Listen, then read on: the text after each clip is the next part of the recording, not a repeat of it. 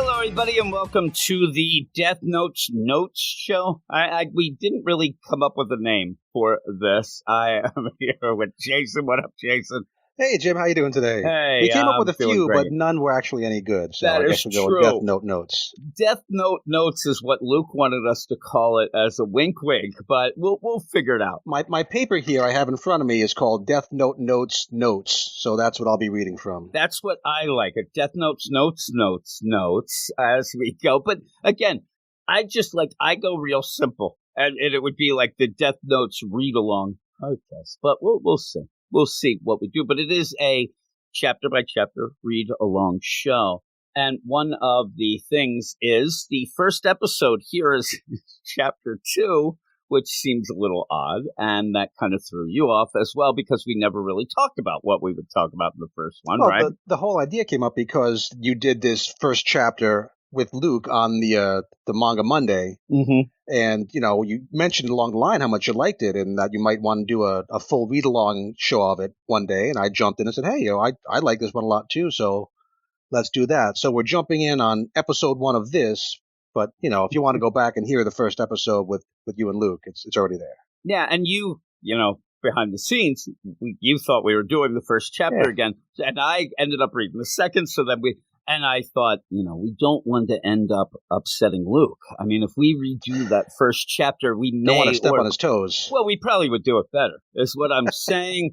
And Luke would get upset. So, Luke, this one's for you as we go into chapter 2, but we will talk a little bit about chapter 1.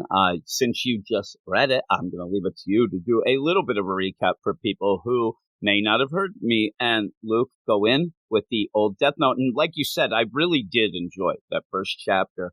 And with that, you and me doing this then inspired me to ask Ruben, who we're going to go back and forth with this and a Full Metal Alchemist read along as well, because me and Ruben were trying to figure out something to do, so why not? He loves that Full Metal Alchemist, so we'll do that. But you give us a little bit of a rundown of chapter 1. Okay, in chapter 1, we're really set up with 2 characters. We have Light Yagami, this kind of smart but bored Japanese high school kid. First in all the tests, smartest kid in the whole darn country, it seems. But he's just bored. And we've got this Shinigami, this death demon lord, death god, who he's doing fine in his demon world, but he's bored as hell. And he figures the way to make something interesting happen is to take his death notebook and just kind of toss it into the human world and see what happens. And as it happens, that gets picked up by Light, and there's all these rules about you write people's names in the death note, and those people die because it's a note of death. And he tries it out, and hey, it works. And then he meets the death god, and then Light decides she's going to fix the entire world by killing all the bad people and scaring the hell out of everybody else. Yeah, and it's one of those things like idle hands sort of thing where, they're bored. And that is not the greatest thing, to have somebody with a death notebook bored. And as you said, the way he plays out, the way that Light plays out is not very likable. That's one of the things that I said at the end of reading the first chapter. And to be clear, too, as we go forward, I have not read ahead. I do not know anything about it. This second chapter, it's the first time I've read the second chapter. You are more... I've read to chapter 30-something, but then when we decided to do this, I figured I'd stop. I didn't want to get all the way to the end and know what happened. Exactly.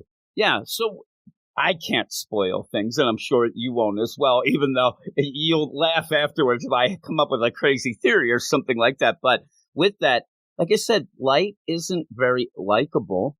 And the whole thing that he's doing is straight up murder. He is not your typical Shonen Jump hero. He's not Deku. He's not Gon. He's just, you kind of like him because he's clever and you want to see what he does next, but you're not really, cheering him on.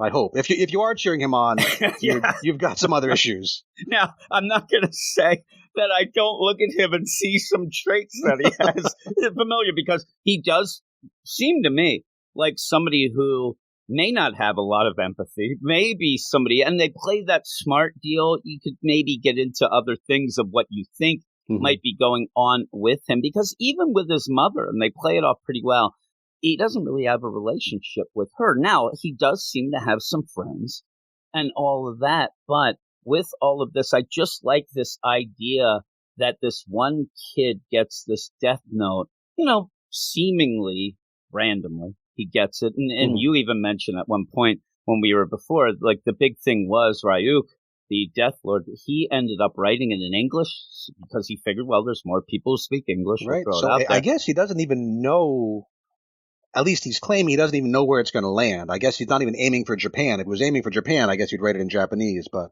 he just says, I'll hit that planet over there. And yeah, he just tosses it, right. kind of spins around and falls there.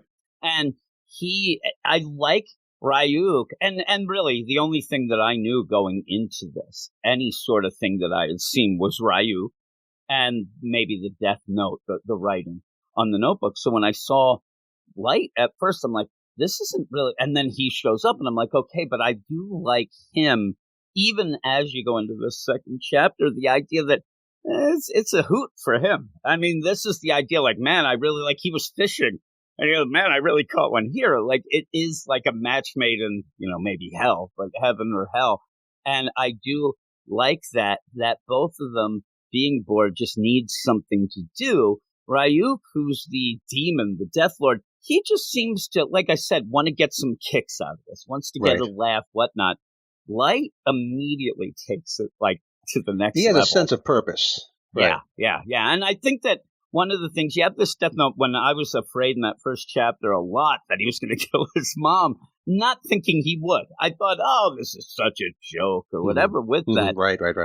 And with that all, like, what was going to happen. But now, in the second chapter, it pretty much is, it ups the ante. He's into this now. And he's getting a little over the top. He's getting a little swelled head about it as we get more of a world building. And that's what I like when we talk about the chapters on the regular show. I like the first chapter being that character deal. Like we said, they're making a point to not make him lovable. It's just, almost like, oh my God, how far is he going to go? Oh my God, look at this guy. It's a very efficient first chapter. It gets these two characters set up. It gets the world set up. It gives you enough about how this magical notebook works to make you really interested, but not to bog you down in details. The art I love because the real world looks very, very normal in this. It's not a cartoony style. It's very precise and detailed, and I'm going to say mundane, but not in a bad way. It just looks like what I imagine, the real world in a city in Japan looks like. But then you get the Shinigami Ryuk, which is a completely different style. He looks like he stepped out of Hot Topic in the late 80s. Yes. He looks like he was drawn by a different artist, totally different style, just clearly not part of the same world, which is perfect. And you're right. And the perfect part is not even just not of the same world, but not even on the same, like, level on the page. He looks off the page. And I, like you said, the mundane world. Also, what I was going to say, and I'm glad you said that, the idea of the mundane world, but it's also the mundane world of Light as he goes through this. A lot of times, if you have something like this, a Death Note, oh my God, this can make my revenge. Like, you'd have a kid that was bullied. You'd have somebody who, the teacher's always giving me bad grades and my mom's mad at me. This guy, no, he is pretty well set up, no problems. They're really setting up a kid who, on the surface, maybe even especially in Japan because of how much of an achiever he is, he shouldn't have anything really bad to lash out at, which he kind of doesn't. So he goes to make it more. Any teenager, I don't want to say he's relatable, but any kid who's a teenager, no matter how perfect and fine and his life is, and he looks like he's on a glide path to a great career, you still have that feeling as a teenager that you just want to mess something up. Like, this world sucks, and I want to fix it. Yeah, exactly.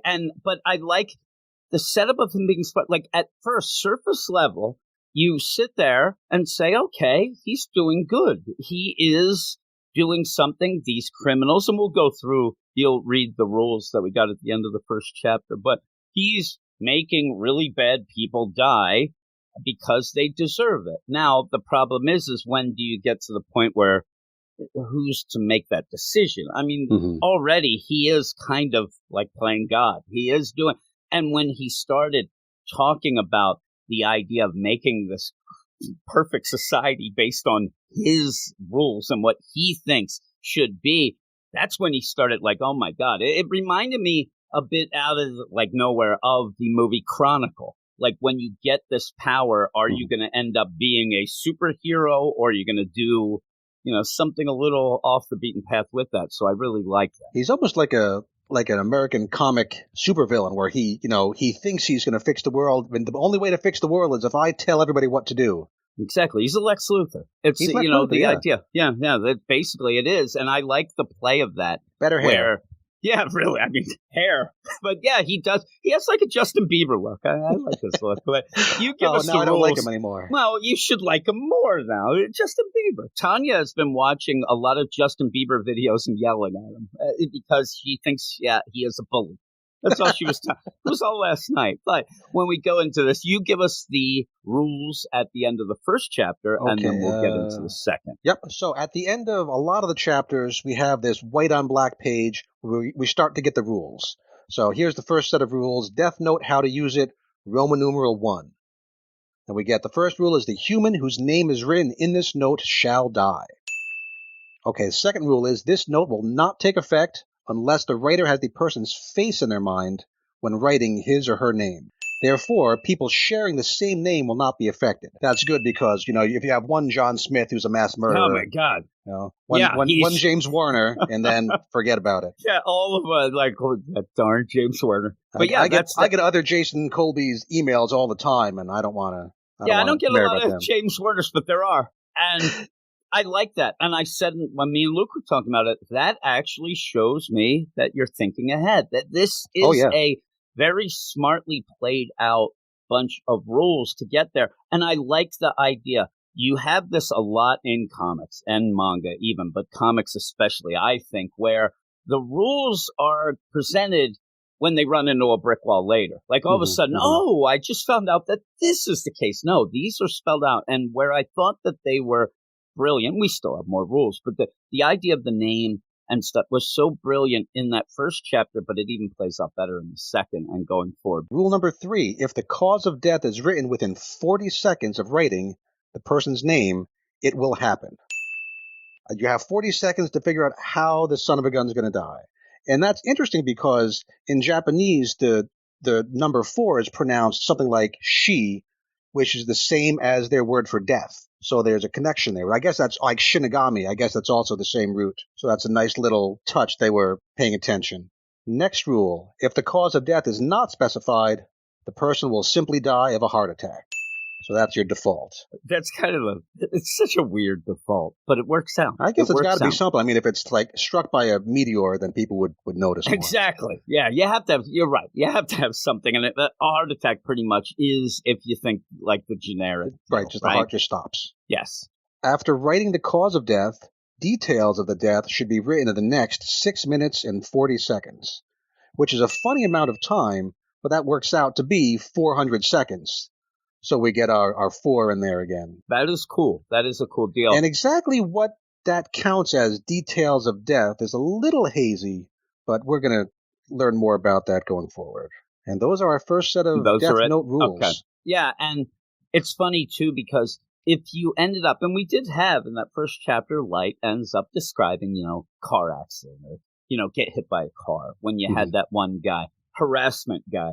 I'd like to call him the guy on the street scooter. Tough. Yeah, the street tough.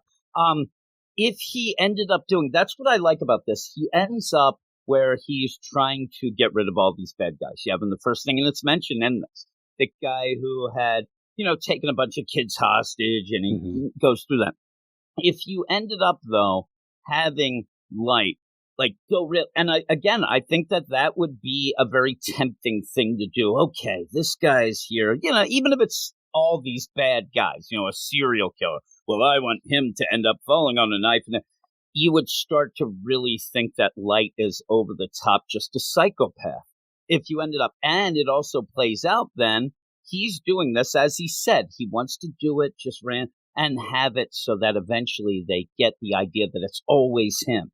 He really wants people to give him credit. So have a specific thing, the heart attack. It's the easiest thing to do. But I also, like I said, I like it that he's not like having a fun time of like, this guy dies this way and this guy, oh my God, that'd be awesome and stuff. But putting this rule out here early does set up a whole bunch of interesting possible story points going forward. I mean, it makes the reader think, well, what can he do? Is he going to do this? Is he going to do that? What kind of crazy things can happen? Yeah, and what I like about it at the end of the first chapter as we go into this, he is excited because he sees that people are starting to notice. In this chapter, it's really full out. So he does, in my mind, going to go through that tug of war, because by the end of this chapter, you end up having like a Sherlock Holmes Moriarty thing going on between him and this guy, L. And he could end up just saying, okay, first off, he could just stop.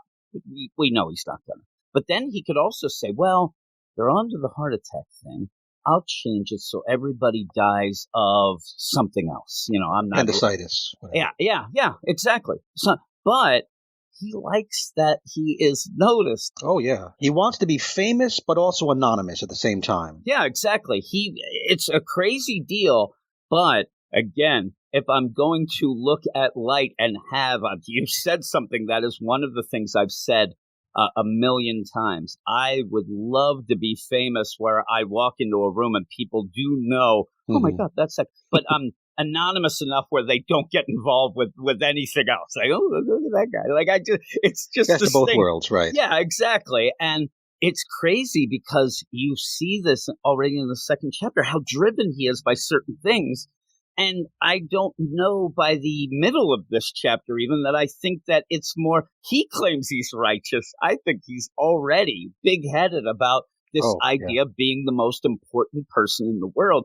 Pretty much the angel of death himself here with this book, with pretty much the Lord of Death just, loving it. I love where we start off because you end up getting a little bit of a recap. The Death Note, a notebook which causes people whose names are written in it to die.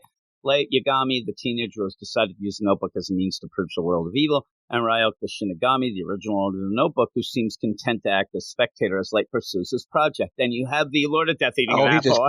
He just like lying on the bed, just like, this is the best show I've had in centuries. I mean, he's eating an apple in the pose of pretty much Burt Reynolds on a bearskin rug. It's just like, and like you said, maybe the crazy, shoulder pads are a little off, but I like his look. I actually thought, like, okay, I like your look there. And like you said, though, he sticks out from everything else, including just that he's really, heavy inked, heavy colored black. And in a black and white thing, you're going to have some issues of that. But when you end up seeing the rest, a lot of times when you have light, it is on a white background, a light background. And I think that that's a really, really cool play. It really makes, Ryuk stick out, too.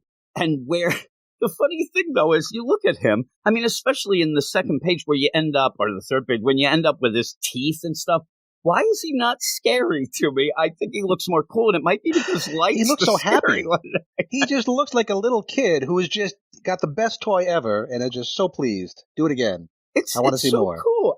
And I guess it's because, I mean, he started all this. It goes through him, but you end up having Light, like, already, like, I don't really like him that much, this overachieving jerk who needs this.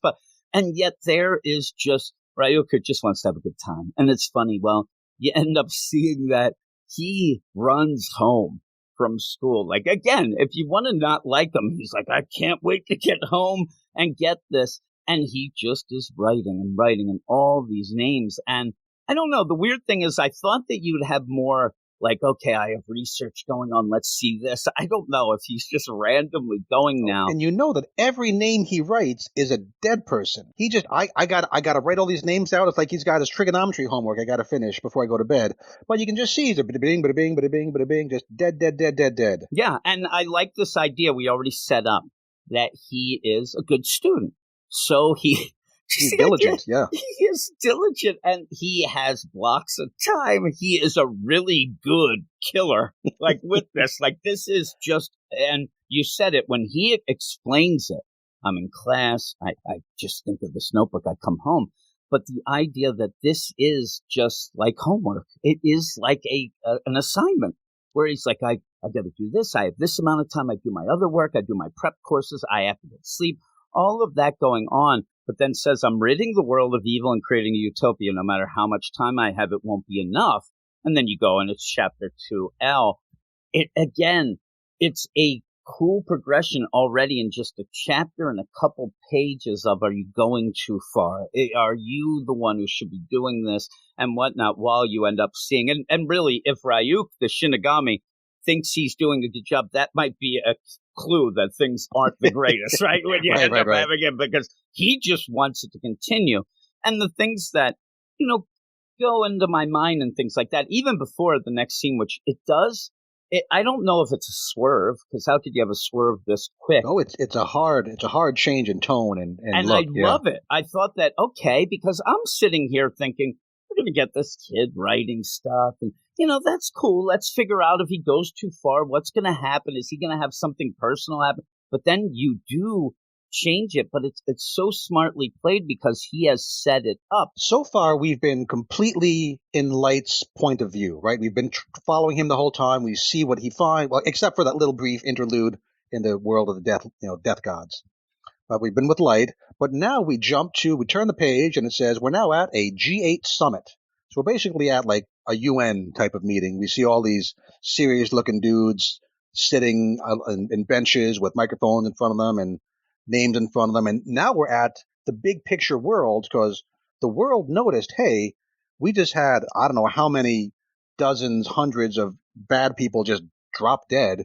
And that's not going to go unnoticed. And so we have a world meeting to figure out what the hell's going on. And I like it. First off, usually at these, Greta's yelling at them. So they're there, getting all that. And it's everybody. And what I like about it is, even at the end of this chapter, getting towards it, you have that idea, okay, where are these things happening?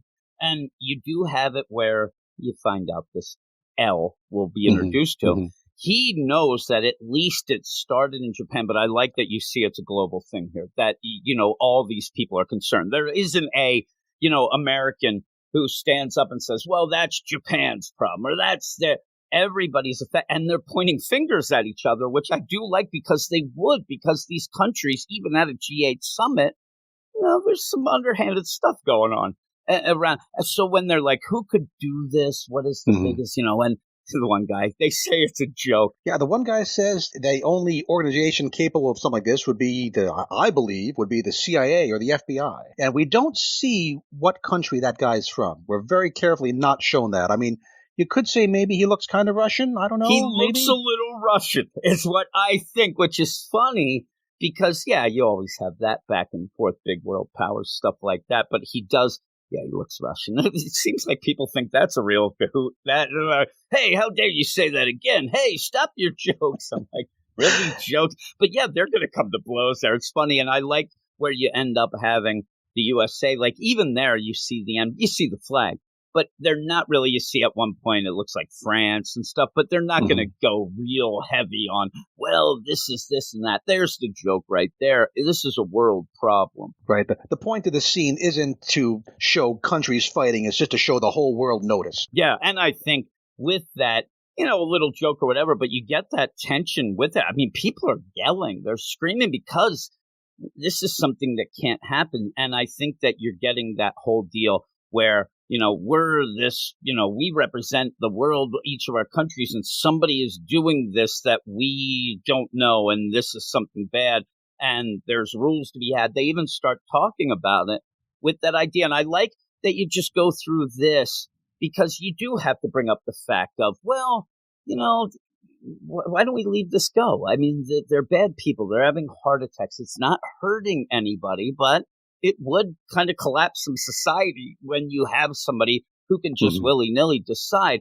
And what I thought that this was, just as a kind of a neat little deal, like you expect at some point in any comic book universe, any manga universe, especially though like a Western, like a DC Comics, where they should have this meeting constantly of like, what are we going to do? We're supposed to be ruling the world. And they go into that occasionally, but what do we do with Superman, Batman, all these? And I think that this does play a bit off on that. Like, we got to stop this. We got to do something here. And I thought that was pretty cool. Yeah, and you can tell this was made back in 2004 because today they'd all be on Zoom or something instead of sitting in a room together. They wouldn't be next to each other. But yeah, it goes down the line and everything going on. And they're like, okay, well, we're going to do something about it. And this is where it does get a more comic booky type deal where, who are we going to follow? Are we just going to follow this kid writing that? And they say, I think we got to get L involved. Right. Another anonymous person. We don't see what country, I don't think, makes this decision.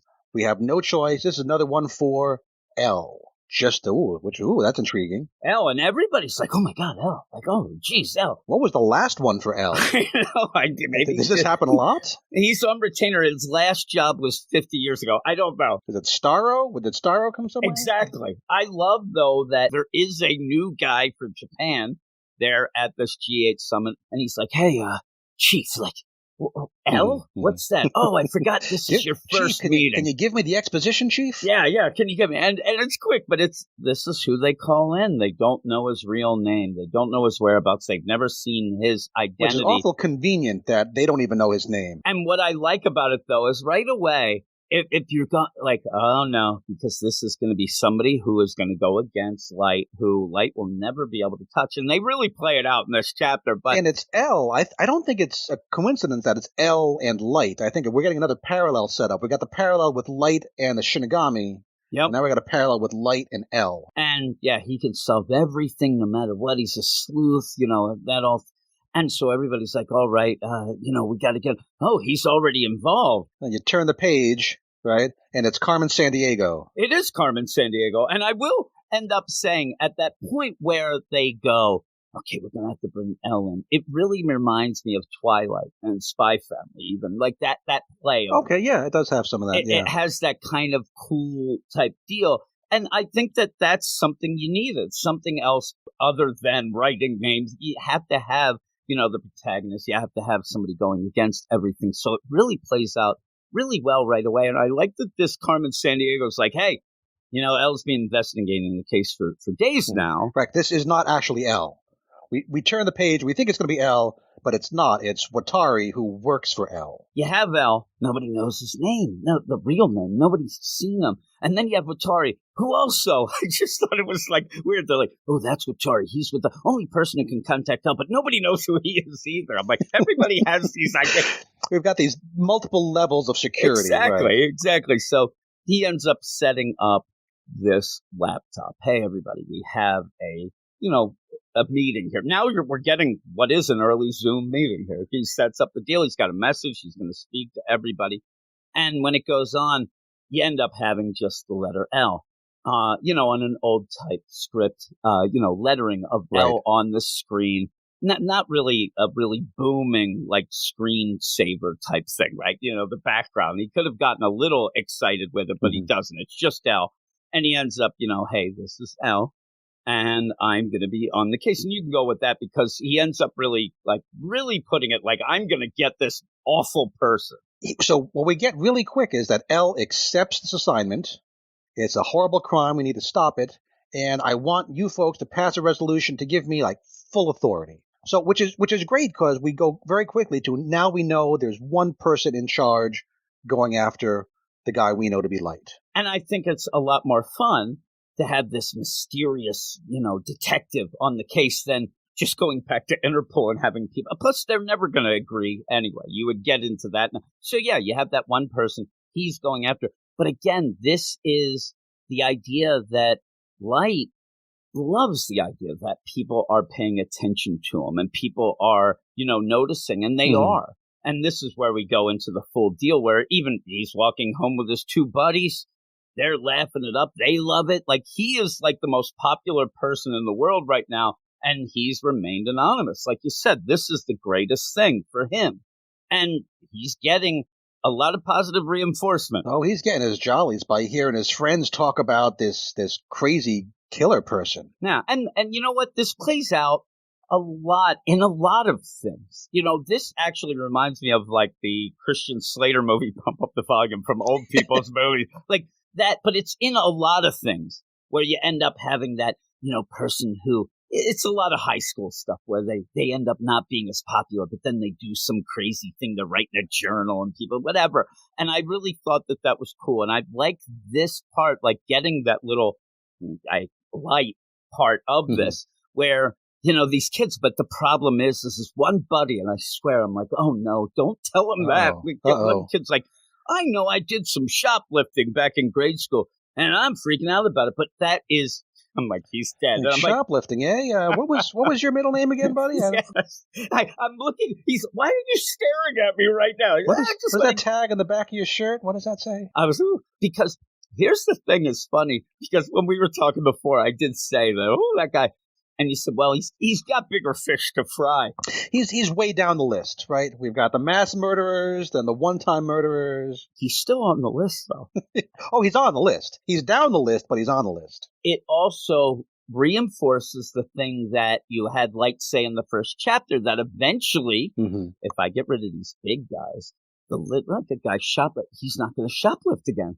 He even says it here. This makes it like, this idea of this utopia. Everything's coming up Light Yagami. This is perfect. It is. I mean, it is. And he is like, it's working. Even on that level, people are running scared to be better people, it seems. Again, does he have the right to do this? Whatever. He kind of does. He got the notebook. That's his deal. But you have this part where it is all, it's coming up light. Everybody loves it. And he has fan pages that people now, the fan page starts to get a little scary in my mind, where he really likes the idea that he's been known now as Kira, the savior, and people are worshiping him, and they're going to have people who are going to worship him for the wrong reasons, whatever, but he seems to love it.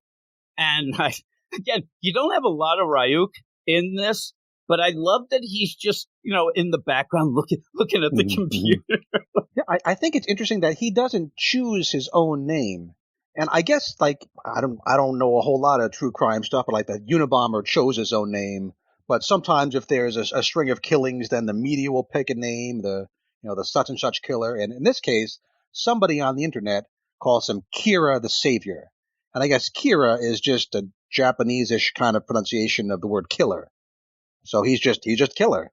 Killer. And I'm not really into true crime either, but my wife is. But I do know at points, the police don't really love when you make up those, like, they do end up making that, but it's now you're making them a little more than they are. And this is what like they want and stuff like that. Yeah. So it's one of those where throughout history and things like that, a lot of times when you have two countries even against each other, you end up having the one leader, like, he'll mispronounce the leader's name on purpose and things just to, but when you end up glorifying them like this, the police and all that, that's not what they want, but he loves it. He thinks that, again, this is all justification to him, and it's positive reinforcement that he is doing the right thing. And at this point, you could have that argument. You could have the argument that he's not exactly doing what he should do because of the rules of, society, but really he is, he's got the death note, and now he's more of a biblical, he is the angel of death right now. And he's explaining to Ryuk, this is how human beings are like. He says that in public, human beings will say, oh no, this is bad, this is wrong, you can't do that kind of thing. But in private, clearly, at least these people on the internet, when no one's watching them, think that Kira's doing a great thing. They're all behind it.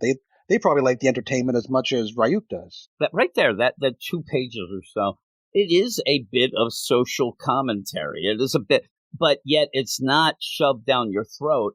And the way that it plays out in here, I mean, really, it is accurate. It is. I mean, I hate to say it. Oh, sure. I mean, people love to follow awful true crime and often like speculating who the Unabomber was. Or you have like a guy say something awful happened to a guy's daughter, and then that guy ends up killing, like going into the court. That we all know that's wrong. He can't do that. But you're going to have a bunch of people like, well, that guy deserved it, and that's kind of how Light's playing it out.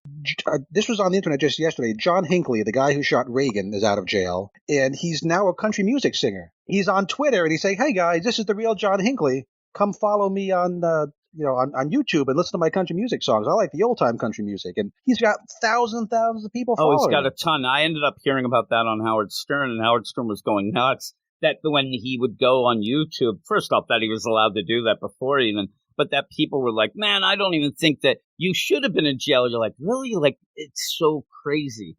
Oh, yeah. On Twitter, there's people jumping in saying, hey, I love your work. Like, ugh. Does he have like that old time twang? Like the old time I have country? not listened to the John Hinkley's. I like country music, but support John Hinckley. Like I'll put on Hank Sr., Hank Jr., I'll draw the line somewhere. I ended up where one of my favorite country, and again, this might be the idea. You're like, oh my God, look at you with your new country, even though it's old now. But I really, really like Dwight Yoakam. Oh yeah, and yeah. I love that twang. That yes, I love the old time country twang. And then I'm telling you, just as an aside, when I went to college in West Virginia, my one roommate was a huge country music fan. So there is this weird like space where I know a lot of Travis Tritt songs. I know a lot of that all one of this era, stuff. yeah. Yes, exactly. Like if you want to sit here afterwards and sing Chattahoochee with me, I'm in. I know all the words, but then it just goes dark after. But I do like that. But I don't think I'm going to listen to Chattahoochee sing things. And I think that's a weird thing because I think Mark David Chapman, who ended up shooting and killing John Lennon, I think he's involved in something else as well. Though I did find out, I don't know why we're going down this route, but this is what happens with me. I found out he had a list of people he was going to kill, and David Bowie was next. Yikes. David Bowie was going to be the next day. He had his own notebook of death. Yeah, he tied did. Back in. Yeah. Thank God. I mean, it's tragic. I think that really killed a lot of great music that would have come. But David Bowie the next, and that screwed up David Bowie. He ended up going to Switzerland for like a year hiding because he thought people were after him. But back to this.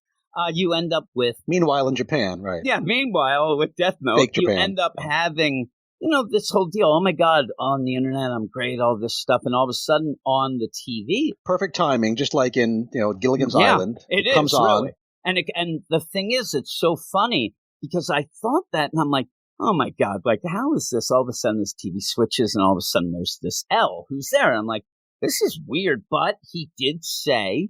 I get all this authority and stuff like that. It plays out different, though, that when we find out later, this is very specific and very much in the play, like Gilligan's Island, that L is already on the case, and it shows L is smart. Oh, yeah, this is brilliant. So we see this person come on, someone in a suit, fairly young, but, looks very serious, and he says, I'm L, but actually my name is Lynd L. Taylor. It says very specifically, Lynd L. Taylor. That is my real name. I am L, and this is my real name. And Light is surprised at this, and he says, "I'm in charge of this investigation. Now I'm coming for you." Taking him down, yeah. And with this, everybody's surprised. Oh my God, nobody's ever seen him. This must be so important that he's coming out. But right away, where you even have Light, like, what the hell? Because this busts in and is like, "I'm coming for you. I know what you're up to, Kira. You're evil," and yells it out like, "You are pure evil. Don't think that you're good." All of that going on. But right away, you have to be like, oh my God, why would he do this? Like he's showing, but you wouldn't know that he knew different. And you find out this is all a play. He ends up showing his face and a name here, and it's not real. It's not him. But obviously, Light doesn't know, and he thinks it's a game. Now he's like, oh, you think that you're better than me? Light now thinks he's invincible. Nothing can possibly go wrong for him. He's the smartest person in the world. He has the power of death in his hands, and he's just going to fix this. This dummy put his name there on TV, and I'll take care of you. All these other people are surprised. Oh my God, what is he doing? He's showing his face, whatnot, but this is all the play. And you end up seeing it real there, and really to stress it, because we've seen Light go with the book, and it's been very nice line. It's like a college ruled notebook, right? You got a lot of, and he's like, okay, line there, going down. You see a lot of names written down.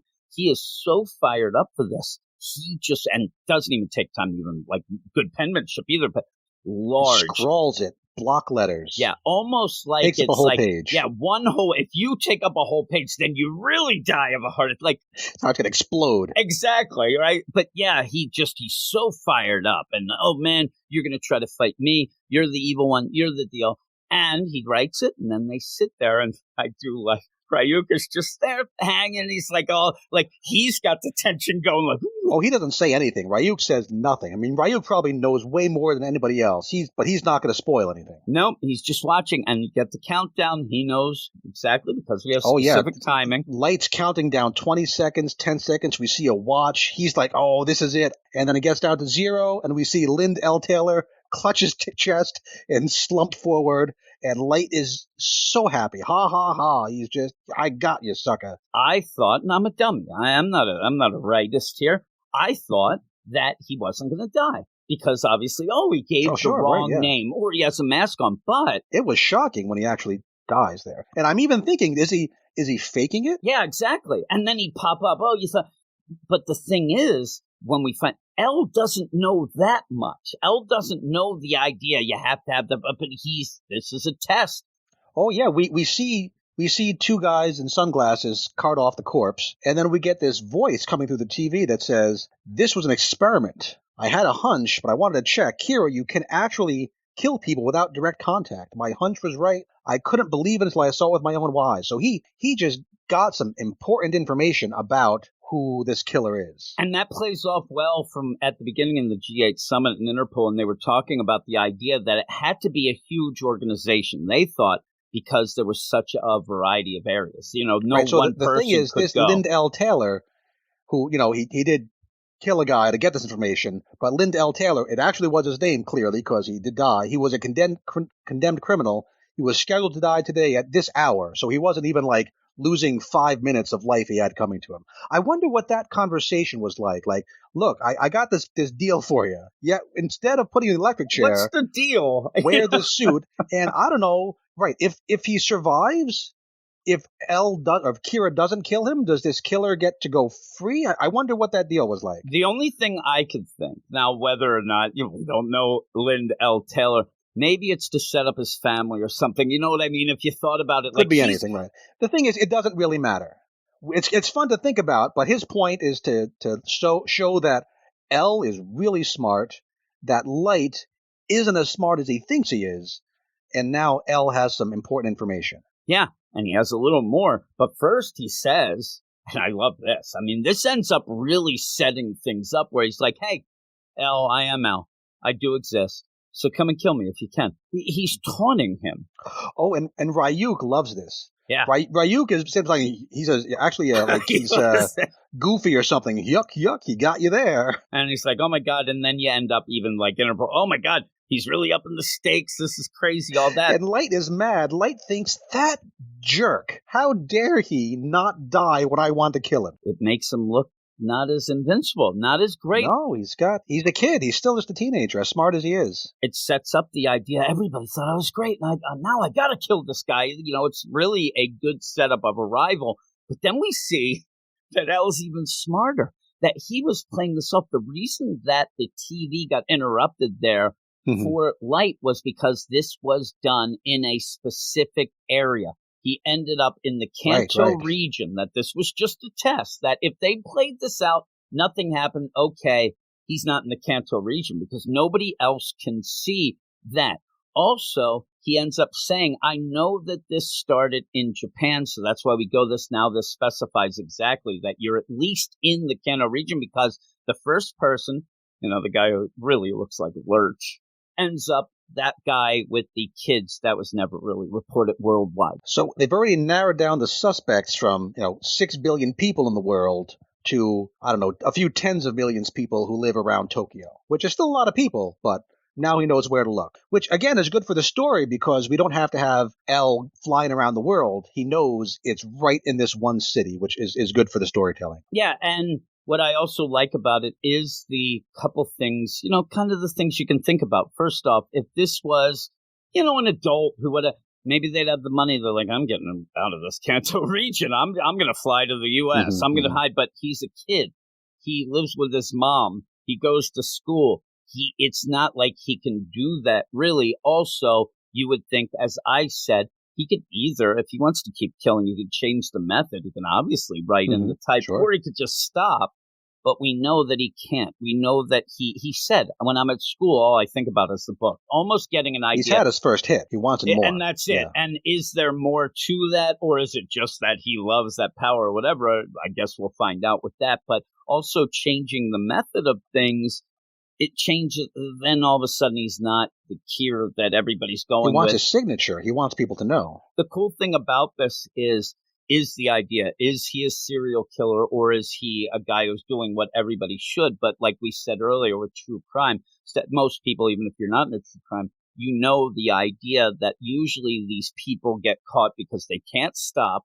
And also they can't stop sending letters or, taunting the police. Like they always end up not being able to just, okay, I don't want to get caught, I'm done. Some do, but a lot end up, they really love the back and forth. They love the game, the cat and mouse game with it as well, because then it makes them feel even more important. But this with Light, it's not quite that, but it kind of is. I think that the idea that he is this overachiever, it's not enough for him. That isn't as satisfying because that comes easy, I guess, the idea of that. So with this, it just sets up even more of the idea of, oh no, what is he going to do now? But it's still fun on the, surface with Elle going after him. I think that right away, like Elle's my favorite character, even though Ryuk's my favorite character so far. He just makes me laugh. But Elle is such a cool idea because he's badass. Oh, and Elle says that he's going to not only catch Kira, but send him off to die. So he's not going to put him in prison. I don't know what the rules are in Japan, but he says that this killer is going to die. I guess he put that on the contract. If I find this guy, I get to kill him. And so... Like very Jim Gordon and Joker. Exactly. Jim Gordon, Joker, which is a good enough book. But you're going to always root for Jim Gordon. Who's going to root for the Joker, right? In this, you're kind of torn. We don't know these characters yet. Yeah, and now Elle comes off as this, guy, like, when he says, I'm going to kill you, like, now you're, oh, man, well, what's up with you and whatnot? And then at the end, Ryu just yells, humans are a riot. Well, that's a fantastic it's panel. The best. It's so That's a great panel. I love his earring, too. He does look like he went to Hot Topics. He really did.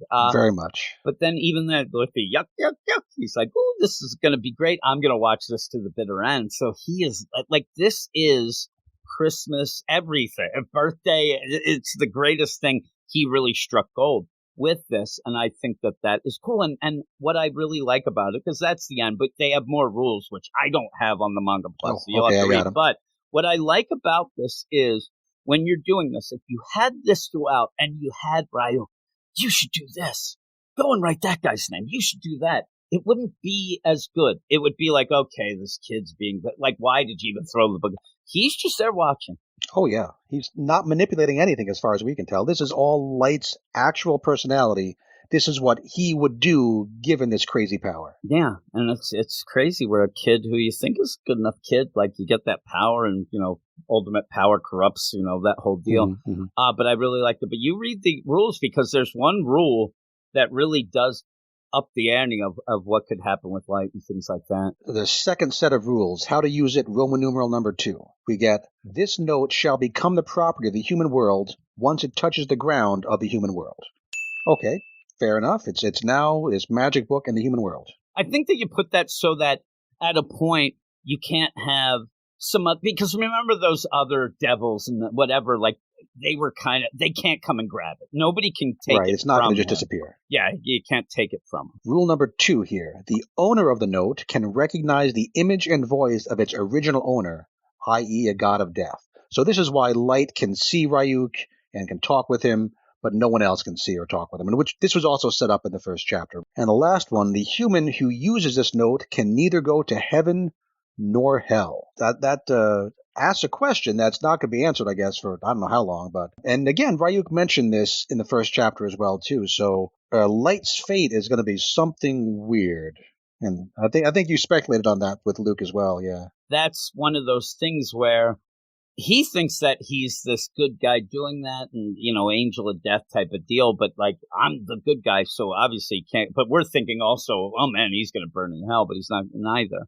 And I guess that would end up being where, maybe Ryuk was at that one point too. They seemed to be in hell, but it seemed like this like kind of middle dimension, a little bit beyond, just because, again, you're going to have the idea you're doing this, even what is, everybody reading it might have a different definition of what heaven, hell is or whatnot. This just really spells out that his fate's separate from every other human being in the whole world. He's different. Yeah, and to see what would go on with that. But yeah, that's the end of the second chapter. Yeah, and I loved it. I thought it was great.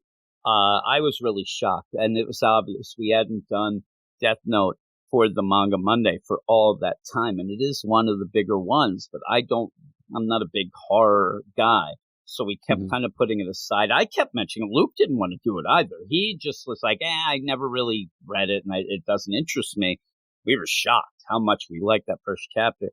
I'm going to have to tell him, the way he is, he's probably done this series now, but I end up where I think that he would like this even more. What would you give this? I really want to read chapter 3 is what I give this. It's got to be at least a 9 point something. I'm going 9.5. I'm going 9.5. I think that it's really good. And now it really cranks it up. We had the very personal story of Light, the first chapter. Now we've shown how he affects the whole world, and we've got the guy who's going against him. And that's the crazy thing is, again, a lot of these manga, a lot of comics, they end up, okay, we had that first chapter. Well, let's show him do more of the killing, more of the writing.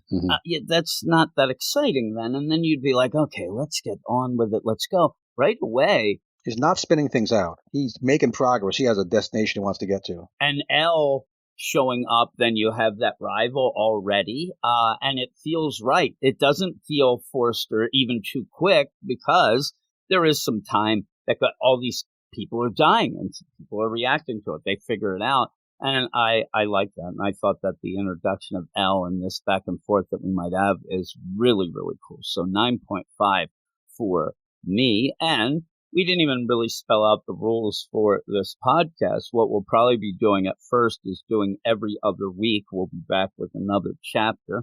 And this is even a little oversized. And I always say, anybody, they'll tell you when we record them, this will take 15 minutes. Oh, yeah. It never does. It never does. We're looking at almost an hour, yeah. Yeah, I sit there with the DC podcast, even when it was 13 hours long, I'd be like, we'll probably be done in 2 hours, and then it never was. So we'll end up, and that's the thing. We're not going to have a set amount of time that we have to have. I hear some other podcasts like, we're at 28 minutes. We got to stop now. We don't have to hit a news break at the bottom of the hour. No, we're not doing any of that. So it'll be, random with what we're talking about if we get on tangents and stuff like that. But like I said, we're going to go, and that's the concept is this week, the 1 week we'll have the Death Notes, and then the next week we'll have the Full Metal Alchemist notes. I don't know what we're calling that either. We'll figure out a cool name, maybe.